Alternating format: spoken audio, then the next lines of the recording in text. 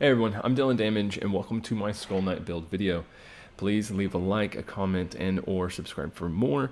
Now let's get ready to take on the God Hand. So again, this build's inspired by Berserk again, and this is going to be our Skull Knight build. It is on our strength build again, so this is going to come across on our 58 vigor, 50 endurance, and 80 strength, which I think just works perfectly with this build. We do end up doing something that is a little weird for most builds. We end up going with a poison infusion on a strength build that takes away some of our damage, but because of the talismans and the flasks that we're using, we're going to more than make up for that damage and in some even bigger and better ways, so that's not a worry for us. We go with the Iron Greatsword because it has such great strength scaling that it doesn't lose if you go with a poison infusion, so you're still getting a lot of that, and then of course with all the other damage boosts we're going to get, we're not going to mind losing that a little bit.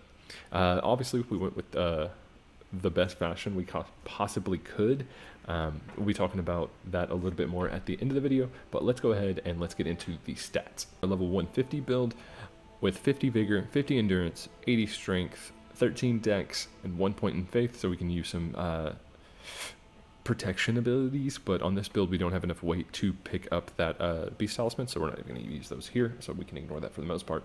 And we went with Melania's Great Rune.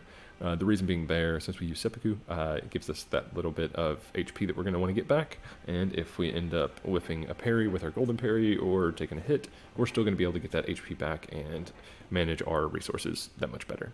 But yeah, that's pretty much it for the stats.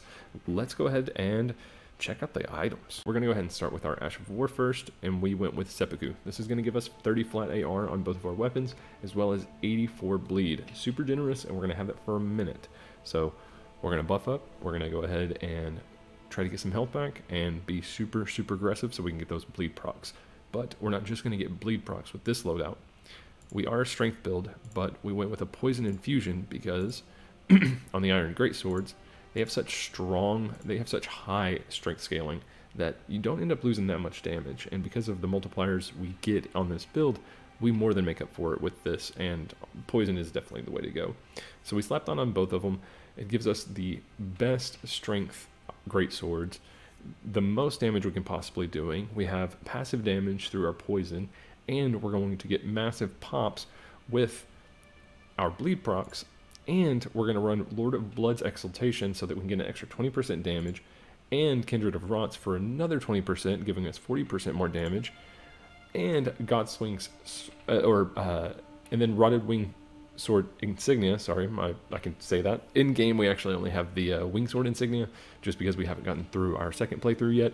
But the only difference is going to be 2%. So Rotted Wing Insignia is going to give you an extra 13% more damage after 3 hits. It's going to happen real quick with 2 weapons.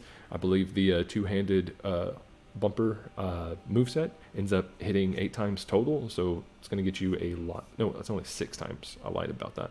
6 times total, so you really want to go in and just land a jumping attack, backdash, and then go in for a stab, and then just keep swinging those R2s or those L1s or whichever it is, so that you can mash out those boss heads, get those procs, and keep that damage buff up. Then we've got our Godskin Swaddling Cloth. Again, a lot of this pulls from the inspiration. I mean, Seppuku, as you know, Skull Knight will sit there and shove his sword into his mouth, and he pulls it out and it has covered in the baylets, making it where he can literally cut through space-time, basically. It's insane. But the Godskin Swaddling Cloth, same thing. It goes back to that Godskin kind of, the apostles. I mean, as soon as I heard that word, I kind of started trying to connect some stuff, and when I started looking at items and getting even more into the game, it became that much more clear that, yeah, there's some inspiration going on. But this is going to give us 3% health every hit, plus 30. 3% is generous. I mean, that's going to be like us getting, 3% of our health at 116. I mean, that's going to be 32. That's going to be 46, 48, plus the 30. That's about 70 HP back every time. And since we're two-handing, we're actually going to be getting 2 ticks of that. So we're going to be getting about 10% of our health back every time we swing our 2 swords, which is really nice.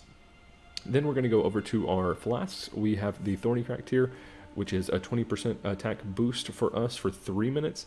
And then the other one being the Green Burst Crack tier, 15 stamina, plus 15 stamina to our regen over 3 minutes. Super generous since we're running around throwing out the two-handed attacks and standing in one place and just smashing stuff down. We do want to be able to be a little bit more aggressive and maybe tank our stamina, make it go negative, and using that green burst, the green burst cracked here, it's going to get us our stamina back a lot quicker and make it where we can go back in, keep doing that damage, because that is what this build is made for, doing a ton of damage. So we got the fashion to talk about, and I definitely want to, but I also want to show you guys just how nutty this build can get as far as the numbers go. But let's see. Go ahead to our hand, our weapons. Let's take our flashback. Got it. No, we want that one first. Do our left hand first, so that we get our buff, so that we don't lose it. And our right hands, so that we don't. 20% health.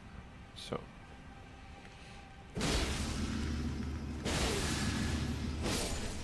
Bam. 1163, popping up to 1306. Okay, okay. We likes that. We likes that.